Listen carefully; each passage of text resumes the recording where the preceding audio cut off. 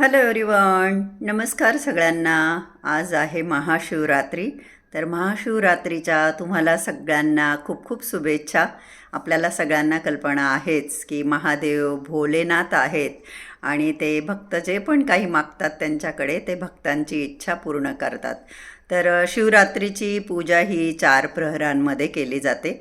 संध्याकाळी 6 ते 9 पहिली प्रहर आहे, 9 ते 12 दुसरी प्रहर आहे, रात्री 12 ते 3 तिसरी प्रहर आहे आणि 3 ते 6 चौथी प्रहर आहे.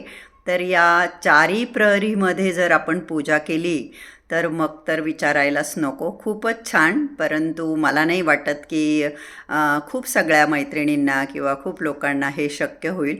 परंतु मला असंच वाटतं ज्या प्रहरामध्ये आपल्याला शक्य होईल त्या प्रहरामध्ये आपण नक्कीच महादेवांची पूजा करू शकतो किंवा आज दिवसभरही करू शकतो. महादेवांना साधा जलाने जरी अभिषेक केला तरी ते प्रसन्न होतात. पण आपली इच्छा असली तर आपण दुधाने अभिषेक करू शकतो, दह्याने करू शकतो, मधाने करू शकतो.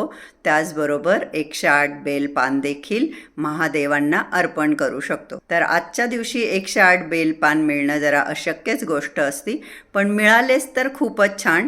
किंवा मग 11 बेलपत्र मिळाले किंवा 1 बेलपत्र मिळालं तर ते सुद्धा आपण श्रद्धेने महादेवांना अर्पण केलं तर ते खुश होऊन जातील. आणि आजच्या दिवसाचं महत्त्व खूप म्हणजे खूप खास असं आहे. जागरण, नामस्मरण याला आज खूप महत्त्व आहे. शक्य होईल तेवढं आपण जागरण करायचं. ओम नमो शिवाय, ओम नमो शिवाय असा महादेवांचा जप करायचा, जलाभिषेक करायचा. जे पण आपल्याकडून शक्य होईल ते नक्की करायचं, म्हणजे महादेव आपल्यावर प्रसन्न होतील. पुन्हा एकदा तुम्हाला सगळ्यांना शिवरात्रीच्या खूप खूप शुभेच्छा. ओम नमः शिवाय.